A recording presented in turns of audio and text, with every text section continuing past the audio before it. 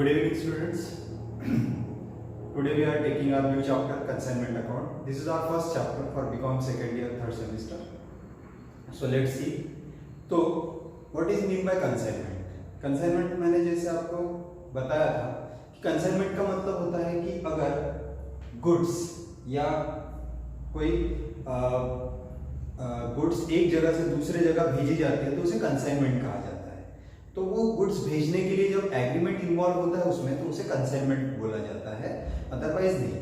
ठीक है, तो कंसाइनमेंट में दो पार्टीज होती है।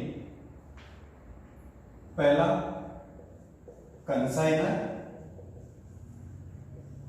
एंड दूसरा होता है कंसाइनी। ठीक है, कंसाइनर मतलब कौन? जो गुड्स भेजता है उसे कंसाइनर कहा जाता है, और कंसाइनी का मतलब जो गुड्स रिसीव करता है अदर एंड पे उसे कहा जाता है कंसाइनी। तो फॉर एग्जांपल अगर ए है ये मुंबई का, ये बी को गुड्स भेज रहा है दिल्ली के बी को। ठीक है, तो ए को हम बोलेंगे कंसाइनर और बी को बोला जाएगा कंसाइनी। तो ये गुड्स क्यों भेजे जाते हैं कंसाइनर द्वारा कंसाइनी को? इसका रीजन क्या है कि कंसाइनर हर जगह अपने बिजनेस को अकेले हैंडल नहीं कर सकता। अगर वो मुंबई में रहता है तो उसको अगर अपने गुड्स को दिल्ली में बेचना है तो वो क्या करेगा? दिल्ली जाएगा, फिर गुड्स लेके जाएगा, वहां पे बेचेगा। तो वहां पे अगर वो गुड्स बेचते जाएगा तो यहाँ पे मुंबई में कौन बेचेगा? है ना, पॉसिबल है कि नहीं? तो ये सब चीजें टालने के लिए वो क्या करता है, दूसरी जगह या दूसरे शहर में या दूसरे स्टेट में एक आदमी को अपॉइंट कर देता है जो इसके काम को अंजाम देता है, मतलब इसके गुड्स को सोल्ड आउट करने का काम वो करता है और उसके बदले में कुछ कमीशन चार्ज करता है। इसे कहा जाता है कंसाइनमेंट। तो जैसे ब्रांच में होता है कि अगर कोई एक बिजनेसमैन है, उसके हर शहर में ब्रांचेस होती है जहां पे वो अपने गुड्स को भेजता है, वहां पे उनके जो ब्रांच रहती है वो सेल आउट करता है, फिर उसका पैसा जमा करता है और लास्ट में अकाउंट स्टेटमेंट के साथ वो पैसा एंड ऑफ द ईयर भेज देता है। लेकिन यहाँ पे क्या रहता है कि जैसे ब्रांच में बहुत सारा इन्वेस्टमेंट लगता है, तो ये इन्वेस्टमेंट अगर कोई छोटे बिजनेसमैन को नहीं अफोर्ड करता है तो वो क्या करता है, वो कंसाइनमेंट बेसिस पे अपने गुड्स को दूसरे जगह भेजता है, वहां पे एक बंदे को अपॉइंट कर देता है, दैट इज कॉल्ड कंसाइनी। उसको गुड्स भेज देता है, वो बंदा गुड्स रिसीव करके उसको बेचता है, बेच के पैसे जो आते हैं, अपना कमीशन, अपने जो एक्सपेंसेस लगे वो सब काट के बाकी के पैसे भेज देता है किसे? कंसाइनर को। तो इसे कहा जाता है कंसाइनमेंट। अब ये कंसाइनमेंट जो है ये तो हो गया ट्रांजैक्शन, हमने देखा कि ये ट्रांजैक्शंस किस तरह से होते हैं। लेकिन ये ट्रांजैक्शंस जो हुए, मैंने अगर आपको गुड्स भेजा और आपने मुझे उसका लिखा एक पेज पे भेज दिया, तो मैं एक्सेप्ट कर लूंगा क्या कि मैंने इतने की गुड्स भेजी थी, आपने इतने में बेचा और इतना प्रॉफिट हुआ तो ये लीजिए साहब हो गया? ऐसा नहीं होता। तो मुझे उसको प्रॉपरली अकाउंटिंग में मेंटेन करना होता है। तो इस वजह से कंसाइनमेंट अकाउंट का जन्म हुआ, ऐसा हम बोल सकते हैं कि कंसाइनमेंट अकाउंट एक सिस्टम डेवलप की गई कि जिसके द्वारा जो कंसाइनर होता है, कंसाइनी को गुड्स भेजता है बेचने के लिए, कंसाइनी उसको बेचता है, उसके जो एक्सपेंसेस रहते हैं वो एक्सपेंसेस करता है, और बाद में जब वो बेचने के बाद जो पैसा आ जाता है उसमें से अपने एक्सपेंसेस या अपने कमीशन को माइनस करके बाकी का जो पैसा रहता है वो ड्राफ्ट के थ्रू या कैश के थ्रू या और किसी चीज के थ्रू कंसाइनर को भेज देता है। तो ये सब चीजें इतनी नॉर्मली नहीं रहती है, उसको अकाउंटिंग में मेंटेन करना जरूरी होता है, तभी हमें पता चलता है कि एक्चुअल में प्रॉफिट हुआ है कि नहीं हुआ है ना। तो ये सब चीजें हम कैसे कैलकुलेट करेंगे, तो उसके लिए प्रॉपर बेसिस या प्रॉपर सिस्टम जनरेट की जाती है, that is called consignment account. अब कंसाइनमेंट अकाउंट जब हम बनाते हैं तो उसमें दो तीन चीजें होती है जो हमें थोड़ी नॉलेज के लिए पता होना जरूरी है। तो जब भी हम कंसाइनमेंट अकाउंट बनाते हैं तो उसमें पहले होते हैं एक्सपेंसेस, बराबर ना। जब हम गुड्स भेजते हैं तो सिर्फ गुड्स भेजने से वो अपने आप चले जाएंगे क्या? अगर मैंने कंसाइनर को गुड्स भेज दिया, कंसाइनी को मैंने अगर गुड्स भेज दिया तो डायरेक्टली चले जाएंगे? नहीं, उसको भेजने के लिए मुझे क्या करना पड़ेगा? एक्सपेंसेस करने पड़ेंगे। फॉर एग्जांपल कुछ ट्रांसपोर्टेशन का अरेंजमेंट करना पड़ेगा, ट्रेन से, प्लेन से, बाय रोड बोलिए या फिर जहाज से बोलिए, तो किसी एक माध्यम से, मीडियम से मुझे भेजना पड़ेगा तो उसका एक्सपेंस लगेगा, प्लस उसको उतारने के लिए, चढ़ाने के लिए भी मुझे गुड्स को कुछ चार्जेस देने पड़ेंगे। तो ये सब एक्सपेंसेस होते हैं। तो यहाँ पे दो टाइप के एक्सपेंसेस होते हैं। अब ये तो मैंने आपको बता दिया कि मैं जब गुड्स भेजूंगा कंसाइनी को तो उससे लगने वाले उससे रिलेटेड एक्सपेंसेस। अब कंसाइनी की तरफ जब गुड्स पहुंचेंगे तो कंसाइनी भी उसको अपने यानी रेलवे स्टेशन पे अगर उतारता है तो वहां से अपने गोडाउन तक लेके जाएगा या समझ लीजिए अपने घर तक ले जाएगा, तो उसके लिए भी उसको एक्सपेंसेस लगेंगे, बराबर। तो ये एक्सपेंसेस जो रहते हैं ये एक्सपेंसेस कहलाते हैं नॉन रिकरिंग एक्सपेंसेस। मतलब कैसे कि मैंने जब गुड्स भेजा तो वो गुड्स भेजने से लेके कंसाइनी ने उन गुड्स को रिसीव करने तक जो एक्सपेंसेस लगते हैं दैट इज कॉल्ड कंसाइनी के non recurring expenses, sorry non recurring expenses कहा जाता है उसको। और कंसाइनी जब वो गुड्स को बेचता है तो बेचने के लिए जो एक्सपेंसेस किए जाते हैं ना उसको कहा जाता है स्टूडेंट्स रिकरिंग एक्सपेंसेस। तो नॉन रिकरिंग एक्सपेंसेस मतलब अगर कंसाइनर कंसाइनी को गुड्स भेजता है तो भेजने के लिए जो एक्सपेंसेस करता है, कंसाइनी गुड्स को रिसीव करता है तो रिसीव करने तक के जो एक्सपेंसेस होते हैं that is called non recurring expenses. और अगर जब कंसाइनी जो गुड्स रिसीव करता है उसको बेचता है तो बेचने के लिए जो एक्सपेंसेस लगते हैं जैसे कि सेलिंग एक्सपेंसेस हो गया, डिस्ट्रीब्यूशन चार्जेस हो गया, उसके बाद सेलिंग कमीशन, सेल्समैन कमीशन हो गया, ट्रैवलिंग एजेंट सैलरी हो गई, तो ये सब चीजें जो होती है this is called recurring expenses. ठीक है, तो ये बाद में हम देखेंगे कि ये क्यों यूज होती है, नहीं यूज होता है, कहां पे यूज होता है। तो यहाँ पे दो टाइप्स है एक्सपेंसेस के।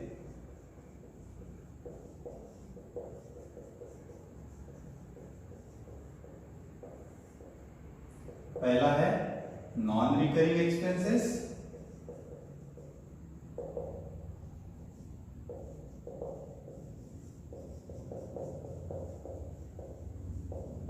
और दूसरा है रिकरिंग एक्सपेंसेस। ठीक है, तो नॉन रिकरिंग एक्सपेंसेस मतलब जो एक्सपेंसेस कंसाइनर करता है और कंसाइनी जब तक गुड्स कंसाइनर गुड्स भेजने के लिए और कंसाइनी गुड्स रिसीव करने के लिए जो एक्सपेंस करते हैं उसको बोला जाता है नॉन रिकरिंग एक्सपेंसेस। और रिकरिंग एक्सपेंसेस मतलब कंसाइनी जो गुड्स को सेल करने के लिए एक्सपेंस करता है ना उसे कहा जाता है रिकरिंग एक्सपेंसेस। ठीक है, अब इसके बाद दूसरा एक होता है कमीशन।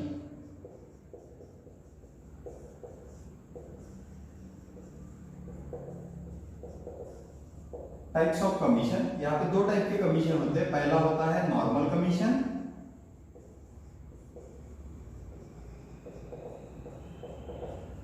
और दूसरा है डेल ग्रेडर कमीशन।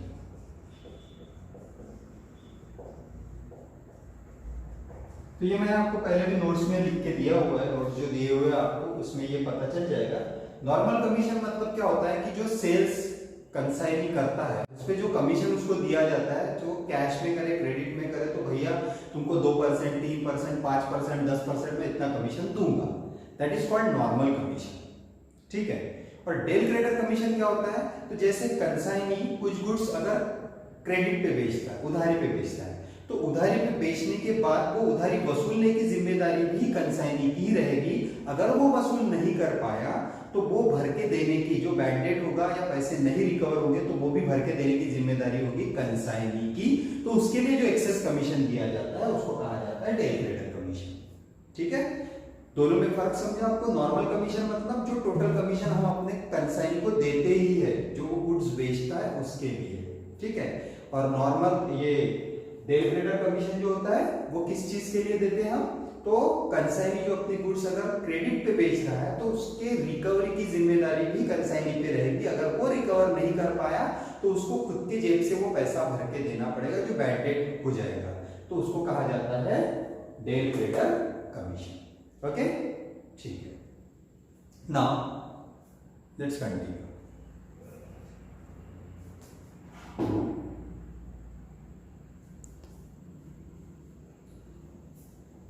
ओके, सो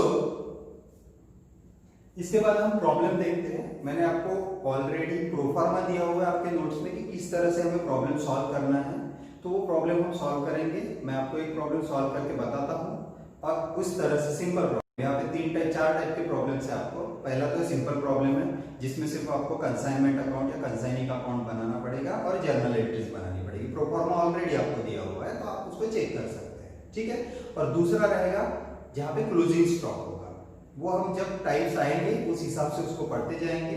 फिलहाल हमें एक एक करके टाइप देखना है। तो पहला टाइप हम देखते हैं सिंपल टाइप है, जो जिसमें सिंपल प्रॉब्लम दिए हुए हैं उस टाइप को हम पहले करते हैं। ठीक है, चलिए आपका पहला प्रॉब्लम देखिए, इसे मैं मिटा देता हूं।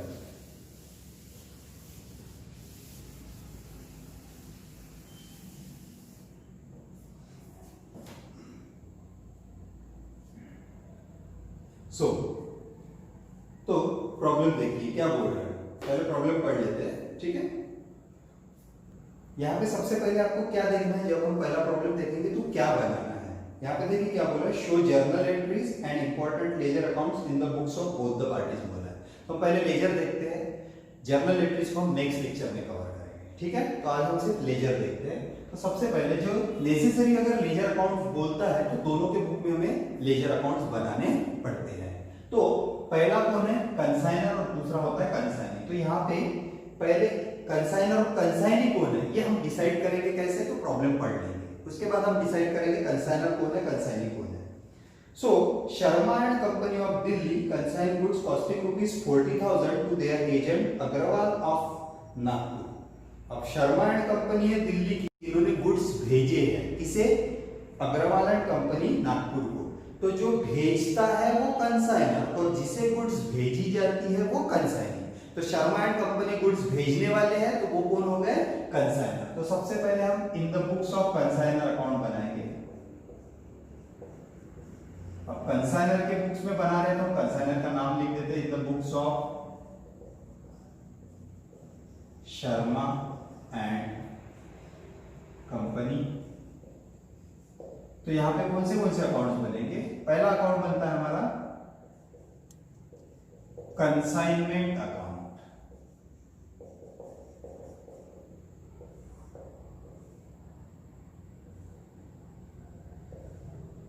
ठीक है, और दूसरा बनता है कंसाइनी अकाउंट। तो कंसाइनर शर्मा एंड कंपनी और कंसाइनी कौन है, अग्रवाल एंड कंपनी। तो हम दूसरा अकाउंट बनाएंगे अग्रवाल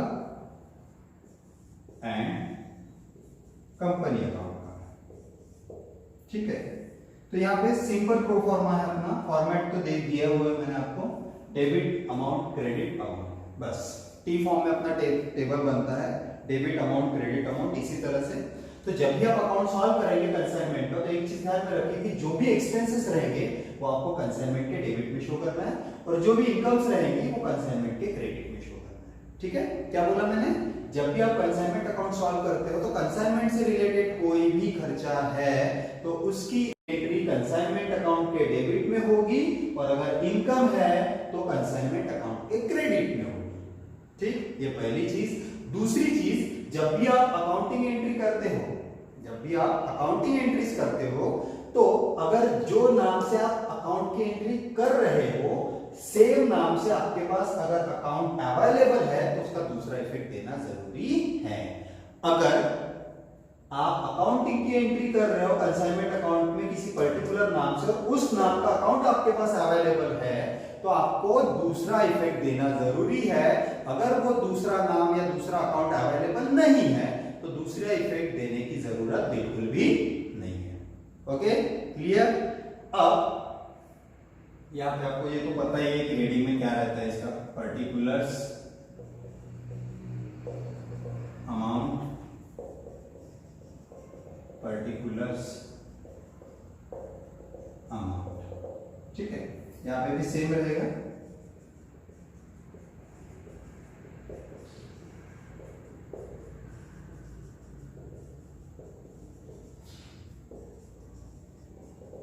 ना अब प्रॉब्लम पढ़ते हैं, जैसे जैसे प्रॉब्लम में दिया हुआ है वैसे वैसे हम एंट्री करते जाएंगे।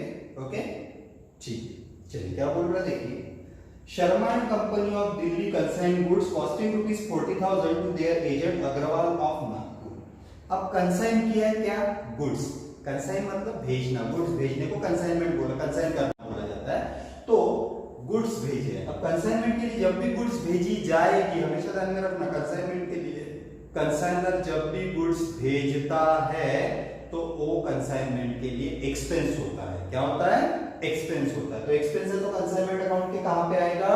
डेबिट साइड में। मैंने आपको पहले ही बताया था कि जब भी कंसाइनमेंट पे कोई एक्सपेंस होगा तो एंट्री कहां पे होगी? कंसाइनमेंट अकाउंट के डेबिट साइड में होगी। तो डेबिट साइड में एंट्री करेंगे। अब एक्सपेंस कौन कर रहा है? गुड्स कौन भेज रहा है? शर्मा एंड कंपनी भेज रहा है। Sharma and company he goods भेज रहा है और शर्मा एंड कंपनी अपने बुक्स में अपनी एंट्री कर रहा है। तो अपने बुक्स में वो शर्मा एंड कंपनी अपना नाम लिख सकते हैं क्या? नहीं। This is the general rule of accounting कि दैट जो बुक्स ऑफ अकाउंट्स बनाता है वो अपने बुक्स ऑफ अकाउंट्स में कभी भी अपना नाम नहीं लिखता अकाउंटिंग में। ठीक है, तो यहाँ पे शर्मा एंड कंपनी के बुक्स में हम अकाउंट्स लिख रहे हैं तो हम यहाँ पे शर्मा एंड कंपनी के नाम से एक्सपेंस की एंट्री नहीं कर सकते। एक्सपेंस शर्मा ही कर रहा है लेकिन उसके नाम से एंट्री नहीं होगी तो हम उसका नाम नहीं लिख सकते। तो यहाँ पे कौन से नाम से एंट्री करेंगे? To goods sent on consignment. कौन से नाम से एंट्री आएगी? To goods sent on consignment. कितने हजार की गुड्स भेजी? 40,000। तो यहाँ पे 40,000 लिख दिया। ठीक है, फिर से एक बार देखते हैं क्या बोला है। Mister Sharma sent goods of ₹40,000 to mister Agarwal. Sharma goods भेज रहा है, कंसाइनमेंट के लिए एक्सपेंस है तो कंसाइनमेंट के कौन से साइड में एंट्री? डेबिट साइड में। शर्मा भेज रहा है, शर्मा अपने बुक में अपना नाम नहीं लिख सकता है इसलिए कौन से नाम से? To goods sent on consignment. अब मैंने दूसरी बात क्या बोली थी कि गुड्स सेंट और यहाँ पे जो एंट्री होगी अगर सेम नाम से अपने पास अकाउंट है दूसरा तो डबल इफेक्ट आएगा, अगर नहीं है तो नहीं आएगा। तो ये गुड्स सेंट और कंसाइनमेंट अकाउंट है क्या हमारे पास? ऑब्वियसली नहीं है। तो दूसरा इफेक्ट आएगा क्या? ऑब्वियसली नहीं आएगा सर। तो फिर हम क्या करेंगे? नेक्स्ट एंट्री की तरफ बढ़ेंगे। आगे पढ़ेंगे क्या बोल रहा है उसकी एंट्री करेंगे। On which they paid freight insurance and charges ₹2,500। और ये भेजने के लिए 40,000 की गुड्स को भेजने के लिए शर्मा एंड कंपनी ने क्या किया? फ्रेट इंश्योरेंस चार्जेस भी पेड किए। मतलब फिर से एक्सपेंस हुआ। एक्सपेंस है ना वो, freight charges insurance charges expense है। तो एक्सपेंसेस है तो कंसाइनमेंट का एक्सपेंस है। तो कंसाइनमेंट का एक्सपेंस है तो कंसाइनमेंट के कौन से साइड पे एंट्री करेंगे हम उसकी भी? कंसाइनमेंट के डेबिट साइड में, क्योंकि एक्सपेंस है। एक्सपेंस कौन कर रहा है? फिर से शर्मा एंड कंपनी। अपने बुक में अपना नाम लिख सकता है क्या शर्मा? नहीं लिख सकता सर। तो फिर क्या करेंगे? कैश ऑब्लिक बैंक अकाउंट के नाम से एंट्री करेंगे, क्योंकि वो तो पैसे दे रहा है, पे कर रहा है, तो कैश जाएगी या तो बैंक से पैसा जाएगा, इसलिए कैश या बैंक अकाउंट के नाम से। कितना खर्चा किया? 2,500। अब कैश बैंक अकाउंट है क्या हमारे पास? नहीं है। तो फिर दूसरा इफेक्ट आएगा क्या? नहीं आएगा। तो फिर आगे की एंट्री करते हैं। आगे क्या बोल रहे हैं?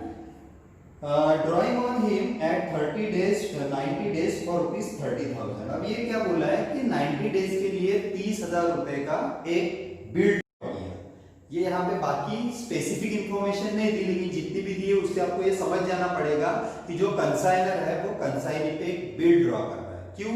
क्योंकि कंसाइनर ने कंसाइनी को गुड्स भेजी तो अब गारंटी है क्या? गुड्स भेजी, आगे पैसा देगा नहीं देगा, क्या होगा क्या नहीं।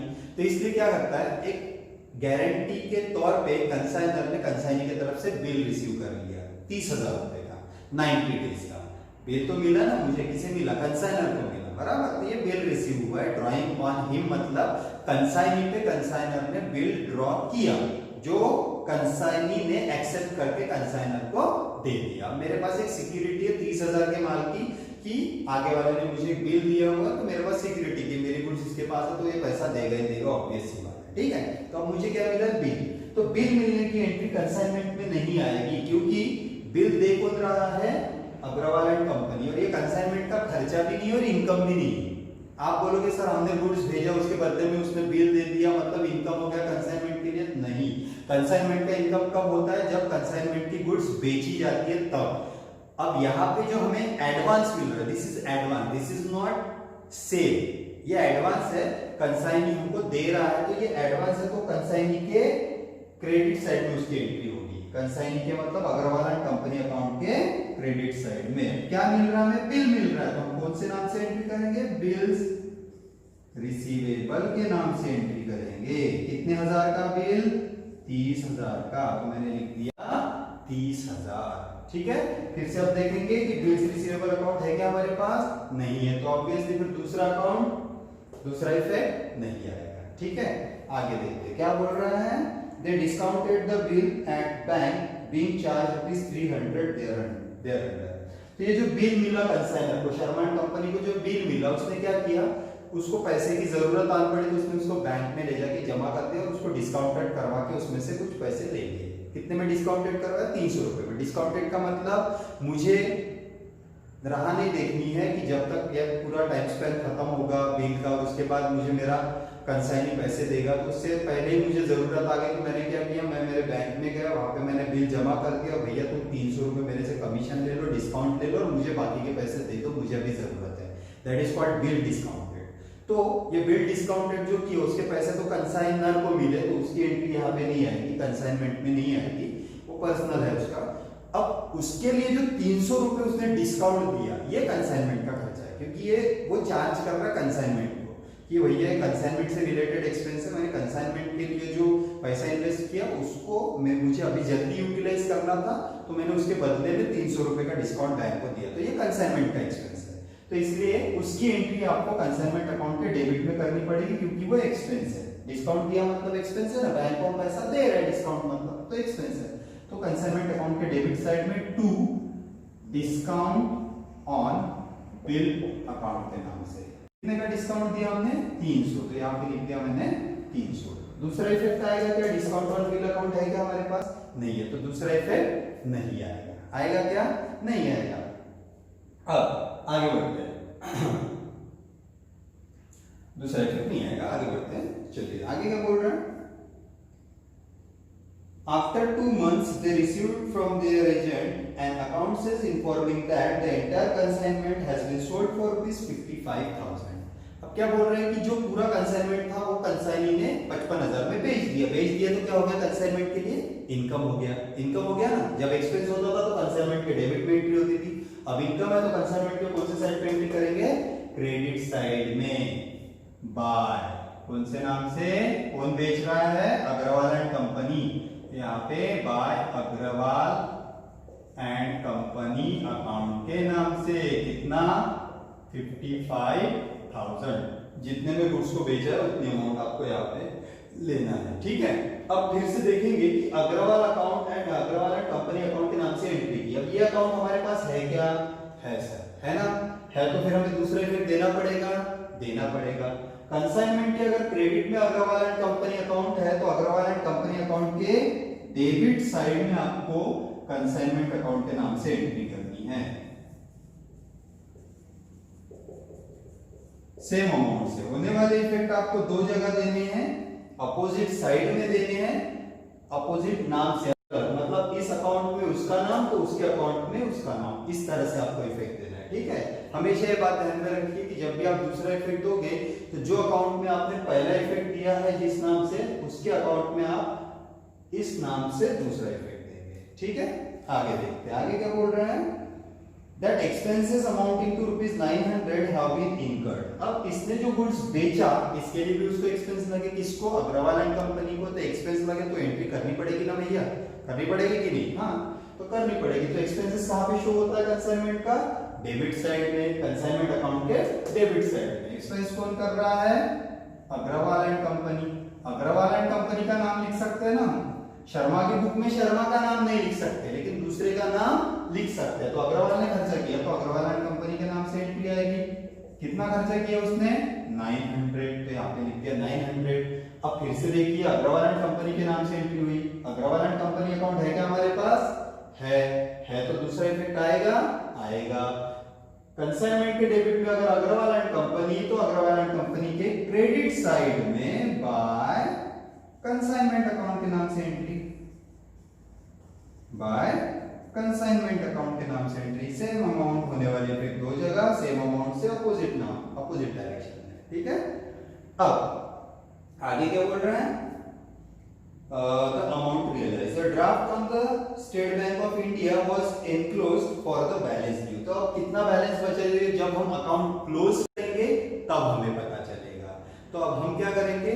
पहले अकाउंट क्लोज करेंगे, बैलेंसिंग करने के बाद पता चल जाएगा कि कितना बैलेंस उसने बैंक ड्राफ्ट के थ्रू भेजा है। ठीक है। तो सबसे पहले हम कंसाइनमेंट अकाउंट को क्लोज करते हैं। जो साइड की टोटल, रूल हमारा है ऐसा कि जब भी हम अकाउंट क्लोज करते हैं तो जो साइड की टोटल ज्यादा है वो साइड की टोटल हम दोनों जगह लिखते हैं। ठीक है। अब यहाँ पे कौन से साइड की टोटल ज्यादा है, क्रेडिट साइड की, तो 55,000 यहाँ पे भी लिख दिया हमने 55,000, उसमें से माइनस करेंगे हम डेबिट साइड की टोटल, तो जो बचेगा that will be your to general profit and loss account. कितना बचता है बैलेंस देख लीजिए, 10,200 बचता है।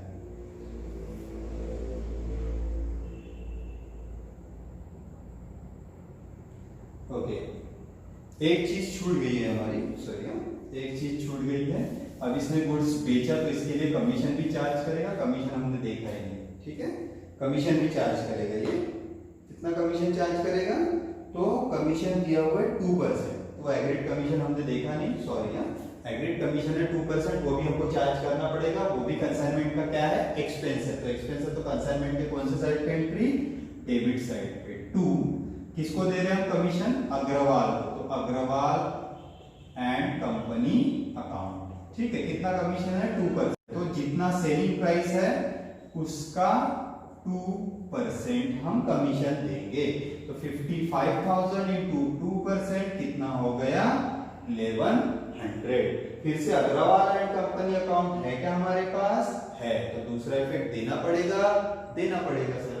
तो कंसाइनमेंट के डेबिट में अगर अग्रवाल एंड कंपनी आ रहा है तो अग्रवाल एंड कंपनी के क्रेडिट साइड में बाय कंसाइनमेंट अकाउंट के नाम से एंट्री आएगी, कितनी अमाउंट 1100, ठीक है।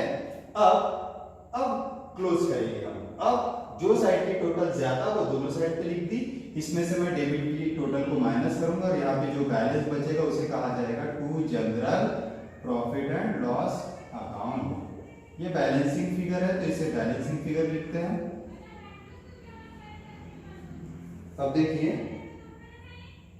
कितना बैलेंस बचता है 10,200, ठीक है, ये हो गया आपका प्रॉफिट आ गया।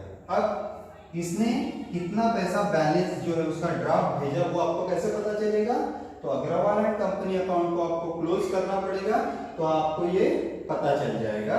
तो यहाँ पे देखिए कौन सी साइड की टोटल ज्यादा लग रही है आपको, डेबिट साइड की, कितनी है 55,000, तो मैंने क्या किया दोनों साइड पे लिख दिया, कितना 55,000, इसमें से क्या करूंगा मैं क्रेडिट साइड के अमाउंट को माइनस करूंगा, तो इसमें से माइनस करने के बाद जो बचेगा 22,000, दिस इज माय बैलेंस। तो ये अग्रवाल ने क्या किया बैंक ड्राफ्ट के थ्रू भेजा, तो जो माध्यम से भेजते, जो मीडियम से भेजते, जैसे कैश से भेजा तो कैश अकाउंट के नाम से एंट्री आएगी, अगर बैंक ड्राफ्ट या चेक से भेजा तो बैंक अकाउंट के नाम से एंट्री आएगी, अगर बिल्स दिया तो बिल के नाम से आएगा, बिल्स रिसीवेबल के नाम से आएगा, और यहाँ पे बैंक अकाउंट आएगा क्योंकि हमने बैंक ड्राफ्ट दिया है। तो ये भी बैलेंसिंग फिगर है, ये आ गया आपका बैलेंसिंग फिगर, ठीक है।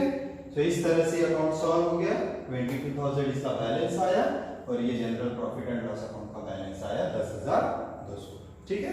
तो इतना मैं यहाँ पे अपना वीडियो खत्म करता हूँ। नेक्स्ट वीडियो में हम कंसाइनी के अकाउंट में कौन सा बुक में कौन से अकाउंट्स बनेंगे और जर्नल एंट्रीज कैसे आएंगे वो मैं बताऊंगा। Thank you for watching.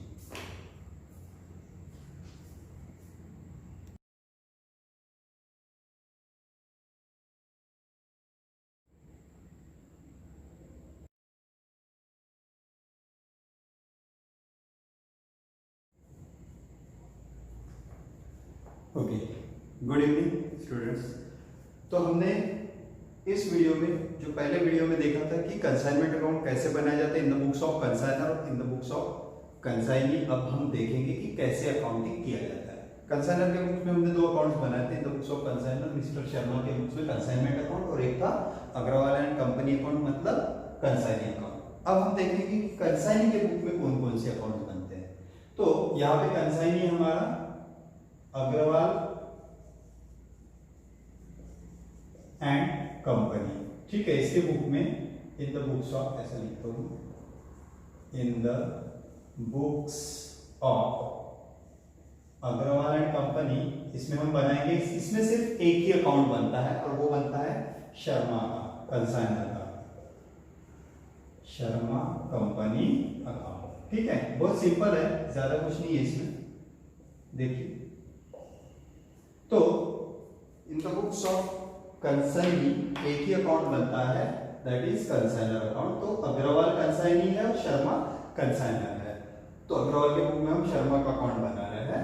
अब देखते हैं क्या आता है। तो आपके पास ऑलरेडी कंसाइनर के बुक में कंसाइनी का अकाउंट है, तो बस उसको ही देख के कॉपी पेस्ट करना है, सिर्फ नाम चेंज करना है और अपोजिट साइड में लिखना है। जैसे यहाँ पे अगर आइटम डेबिट में लिखा है तो वहां पे क्रेडिट में लिखना है, यहाँ पे क्रेडिट में लिखा है तो वहां पे डेबिट में लिखना है, बाकी कुछ भी नहीं करना है। या फिर आप यहाँ पे आते हो कंसाइनमेंट अकाउंट तो उसके हिसाब से भी लिख सकते हो। मैं दोनों चीजों से बताता हूँ आपको कैसे लिखना है।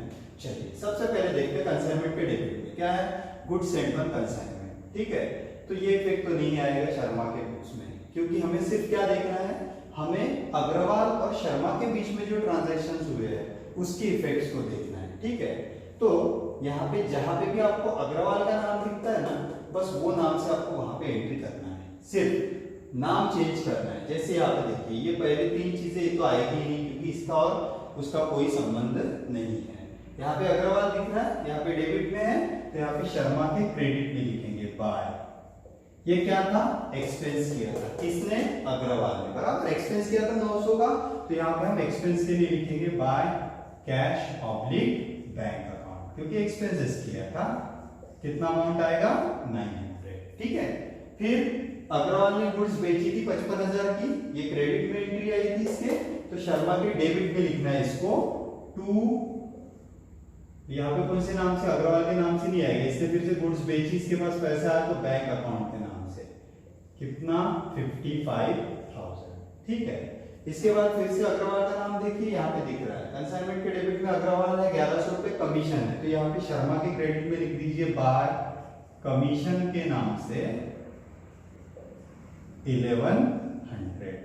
ठीक है, उसके बाद क्या दिख रहा है आपको, और कुछ कहीं पे नाम दिख रहा है नहीं। अब यहाँ पे आएंगे अग्रवाल में, यहाँ पे देखिए अग्रवाल ने क्या किया था, बिल्स मिला था ना, अग्रवाल की तरफ से शर्मा को बिल मिला था, तो यहाँ पे बिल्स रिसीवेबल था, ये अग्रवाल की क्रेडिट साइड में, तो इसको शर्मा के डेबिट साइड में लिखेंगे टू।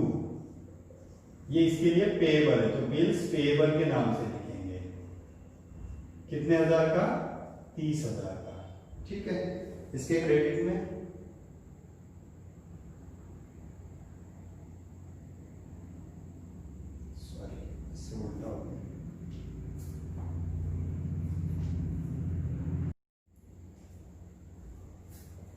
Good evening students.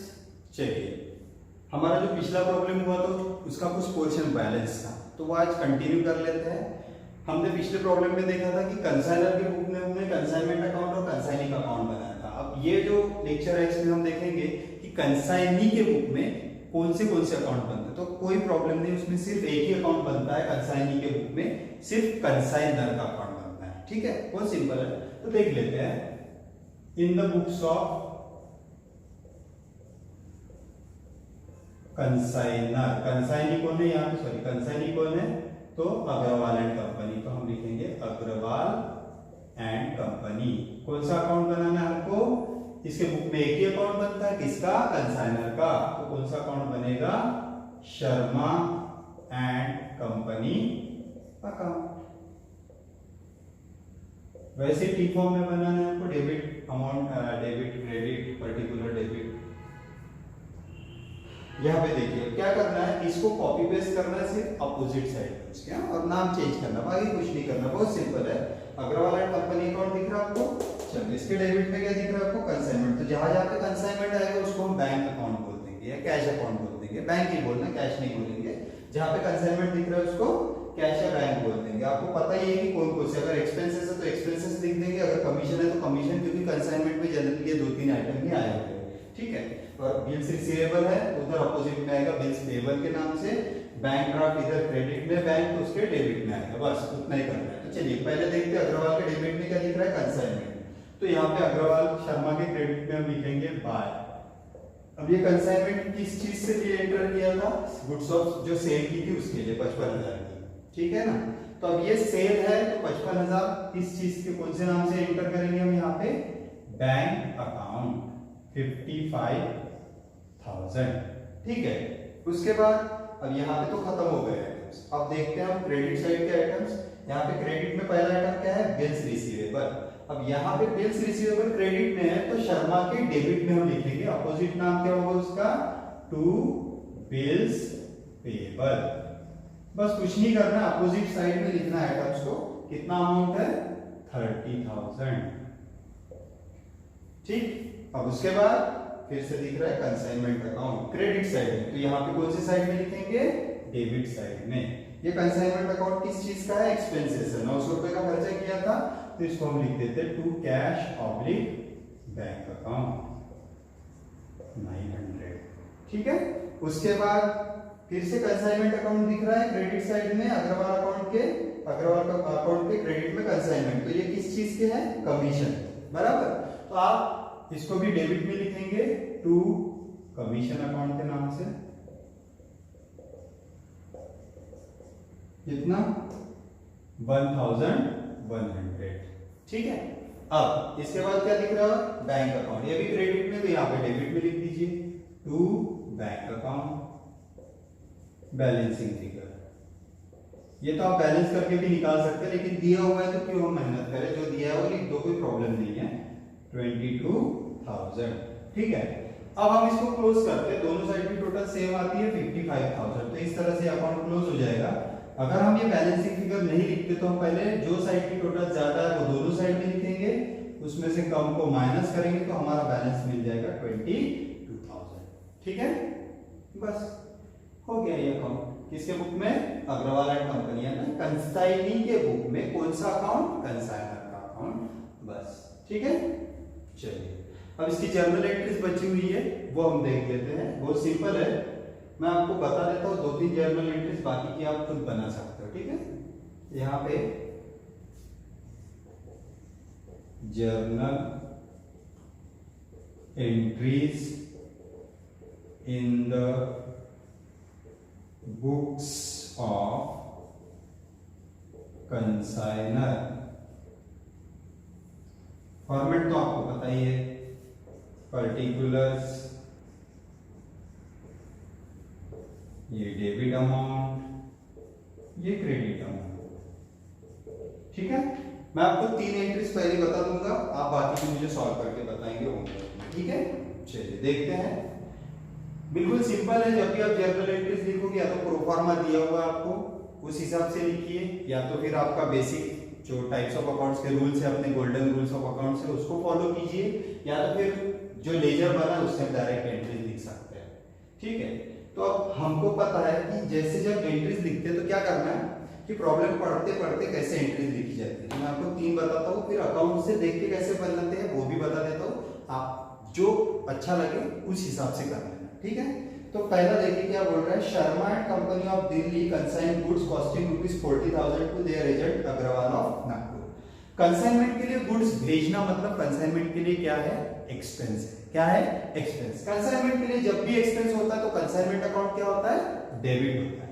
तो यहाँ पे जब गुड्स भेजा शर्मा ने अग्रवाल को तो कंसाइनमेंट के लिए एक्सपेंस हुआ। क्या हुआ, एक्सपेंस। तो यहाँ पे कंसाइनमेंट पे जब भी एक्सपेंस होगा कंसाइनमेंट अकाउंट क्या होगा, डेबिट होगा। Consignment account debit. कितने हजार की गुड्स भेजी, 40,000, 40,000, तो मैंने लिख दिया 40,000। उसके बाद अब ये गुड्स किसने भेजा था, शर्मा ने। ठीक है, कंसाइनर मतलब कौन था, शर्मा। अब शर्मा ने गुड्स भेजा तो शर्मा अपने बुक में अपना नाम तो नहीं लिख सकता ना, शर्मा अकाउंट क्रेडिट तो नहीं लिख सकते, तो हम क्या लिखते हैं, to goods sent on consignment. जब अपना नाम नहीं लिख सकते तो to goods sent on consignment लिखिए। 40,000। ठीक है, being goods sent on consignment. ठीक है, उसके बाद दूसरा क्या बोल रहा है, आगे क्या ट्रांजैक्शन हुआ, वो बोल रहा है which they paid freight insurance and charges ₹2,500। अब फिर से खर्चा हुआ, कंसाइनमेंट पे एक्सपेंस हुआ। एक्सपेंस हुआ है तो कंसाइनमेंट अकाउंट के कौन से साइड पे, कंसाइनमेंट अकाउंट क्या होगा, डेबिट होगा। तो फिर से हम लिखेंगे number 2 consignment account debit to. फिर से एक्सपेंस कौन कर रहा है? शर्मा। अपने बुक में अपना नाम लिख सकता है क्या शर्मा? नहीं लिख सकता। तो वो कौन से नाम से एंट्री करेगा? To cash oblique bank account के नाम से। कितना खर्चा किया? 2500। तो यहां पे भी लिखूंगा 2500। Narration being expenses paid for consignment. ठीक है, इसके बाद और एक एंट्री बता देता हूं मैं आपको, बाकी आप करेंगे यार। चलिए, क्या बोल रहा है इसके बाद? आगे क्या बोल रहा है कि drawing on him at 90 days for ₹30,000। एक बिल ड्रॉ किया, किसने? कंसाइनर ने, शर्मा ने। किस पे? कंसाइनी पे, अग्रवाल पे। बिल ड्रॉ किया ना, तो शर्मा अपने बुक में एंट्री करेगा, भैया मुझे तो बिल मिल रहा है। क्या मिल रहा है? बिल मिल रहा है। तो बिल मिल रहा है तो रिसीवेबल। तो जब भी कोई एसेट आती है, बिल आ रहा है, रिसीव हो रहा है, तो डेबिट में जाएगा। तो यहाँ पे एंट्री आएगी बिल्स रिसीवेबल